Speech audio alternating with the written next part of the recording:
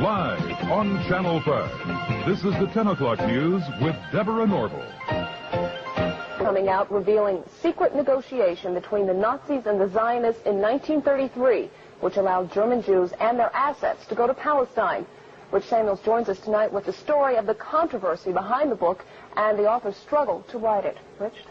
Deborah, with the rise of Adolf Hitler to power in the spring of 1933, the Jews of the world were faced with a dilemma. They could raise a cry of protest, a cry few would heed, or they could make a deal with Hitler, a deal that would bring a step closer their dream of an independent Jewish state. American Jews marched calling for the boycott of all German exports. Jews throughout Europe echoed that call. So did Jews everywhere. But a group of Zionists at the same time was quietly negotiating an agreement with the Nazis to allow the immigration of German Jews and the transfer of their assets to Palestine. That deal, reported in August 1933, was the transfer agreement. Palestine, sparsely settled by Jews at the time, was radically changed as a result. I lived in Palestine from 1933 to 1936, and we saw every week transports of German Jews coming to settle in Palestine. German Jewish settlement of Palestine was, for a time, official Nazi policy. These photos of Jewish life in Palestine, along with a lengthy text, appeared in 1934 in the Berlin paper Der Angriff. A Nazi Visits Palestine was the title of the multi-part series. A medal was struck by Goebbels in commemoration. On one side, the swastika. On the other, the Star of David. Hitler demanded one concession for the transfer agreement, that the call for a boycott of the Reich, raised by Jews here and elsewhere, be rejected by the Zionists. The Zionists made that concession. And so, while Nazis were marching in Germany, and while Jews were marching here, diplomacy was writing a more important story. In the Mediterranean, where the dream of a nation-state for Jewish people came a step closer to reality. The story in this book some will find hard to accept. You've never been told what the origin of Nazi is. NA is National Socialism, which was the German Nazis. And in 1923, there was a double agent who came to Hitler, and he said to Hitler, look, your Nazi party is not, your National Socialist Party is not getting off the ground. You need an alliance. And he suggested that they ally with the Zionist Party. So the NA of National Socialism joined with the Zionist Party in the World Zionist Party in 1923, and ever after was known as the Nazis, NAZI. The ZI was for Zionists, but of course no one knew that, because our popular mythology is that the terrible Nazis were attacking the Jews. But what we were never told is there was a great schism in the Jewish community of the world between the Zionists and the non-Zionists. You see, the non-Zionists were the Orthodox Jews who believed you could not have a Jewish state until the Jewish Messiah came. They didn't acknowledge Christ as Messiah, so they were waiting for their own Jewish Messiah to come. Then you would have a Jewish state, and that Jewish state would rule the world. But the Rothschilds in 1828 decided they couldn't wait for the Jewish Messiah, so they started what they called Reform Judaism under Moses Hess. And Reform Judaism said, yes, you can have a Jewish state before the Messiah comes. And the reason you could have it was the Rothschilds had made so much money, they said, we'll buy our own state. So the Rothschilds sent people out to the Middle East to have Jewish settlements, and which is today the state of Israel, totally created by the Rothschild money. And so Reform Judaism then became the cause of a great schism between Orthodox Jews and Reform Jews. Now, no one has ever told you this, I'm sure, but you think that the Jewish community is monolithic. In fact, it's split sharply down the middle. But even today, they have riots in the Jewish parliament between the Orthodox Jews and the Reform Jews. And they cannot agree on anything because the basic premise is a fundamental disagreement over whether a Jewish state should even exist today. So in Germany in 1923, the German Jews were quite prosperous and quite happy, and they were not interested in becoming Zionists, and they were not interested in going to Palestine. After all, they had beautiful mansions in Germany. They had symphony orchestras, they had art, they had everything, and they were accepted in the community. As Ezra Pound said, Germany was the least anti-Jewish country in Europe. When you went over into Poland and Russia, you had very strong feeling against Jews.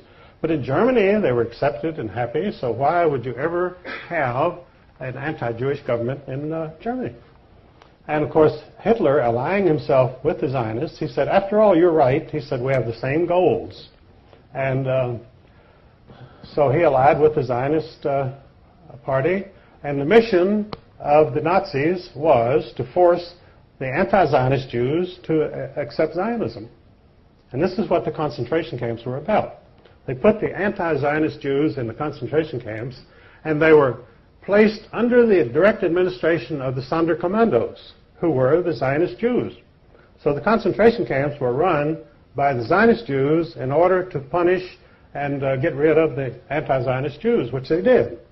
And of course, that's a part of the Holocaust that you were never told, that this was a fundamental Jewish disagreement, which the German people, that Daniel Goldhagen wrote a book in which he said all Germans cooperated in their anti-Jewish feeling and the Holocaust, which was not true at all. The Germans did not even know what was going on, most of them. It's just like in the United States, when we were perfecting the atomic bomb and bombed Hiroshima and Nagasaki, the American people knew nothing about it. It was forbidden to mention the atomic bomb. I was serving in the Air Force at that time. We never heard of any atomic mission or atomic bomb until the bomb was dropped on Hiroshima. So you could say the American people are guilty of the greatest atrocity, the dropping of the atomic bomb on Japanese civilians. But that isn't true. The American people knew nothing about it. I knew nothing about it in the Air Force. And I was right there. So these things go on without the knowledge of the people or the approval of the people. But of course, they have to accept the results. These things happen, and you're stuck with it. So this is the real story of Zionism, that the Nazis. So then, well, if the Nazis had allied with Zionists, why didn't the Nazi party survive? Well, what happened was, in 1945, after the German military was defeated, they brought in the German leaders, the German generals, at the Nuremberg trials, tried and convicted and executed them. They had to execute them because they didn't want them around to testify that about the alliance between the Nazis and the Zionists. So they had to die, and they were executed for that reason. Because, they told about the atrocities that the German generals had committed. But German generals are like any other generals. They don't really commit atrocities. The troops under their command may commit atrocities, but they don't commit any atrocities themselves. These German generals didn't go around shooting Jews or anybody else. But they were executed, and so the Zionist secret was safe. And now the Zionists were now in command of the world because their National Socialist allies were now gone from history, and the Zionists had a free reign, so they set up the State of Israel. And in fact, some Jews themselves even claim that there should be a statue to Adolf Hitler in Israel because he created the State of Israel, which is absolutely true. Without Adolf Hitler, Israel would not exist. The Jews would still be dispersed and they would have no country. But George Steiner, a very famous Jewish writer, proposed this about 10 years ago. He said, why don't they put up a statue to Adolf Hitler in Israel? Well, they're not likely to. And because there again, the big job of the criminals is to keep the truth from the people. They want, not only do they want you not to find out anything, but they flood you with disinformation. Most of the stuff that you get in the press is absolute lies. And if it's not lies, it's spin or distortions. In other words, they give you 10% of the truth, and the rest is all distortions. And they demonize people so that you're filled with anger against the Holocaust people who murdered all the Jews in Germany. And people do get very angry because of these things. And they don't even know what they're angry about because they're not told the facts. and never will be told the facts, because the press is totally in the hands of the bankers. Because news is a high-budget, capital-intensive operation. You need a lot of money. You need a staff covering the whole world, and it's a very expensive situation. So the average truth seeker is not going to start his own television station or newspaper, because he doesn't have the $100 million that you need to even get it off the ground. So we're reduced to meetings like this, which are very good. And we also, God apparently was merciful on us, and he gave us the internet. Because in fact, in the States, we had this total monopoly of television by 3 television networks, which were all controlled by Zionists. And so along came cable, and suddenly we had all new stations and all sorts of controversial programs coming on, which, of course, the 3 Zionist networks would not touch with a 10-foot pole.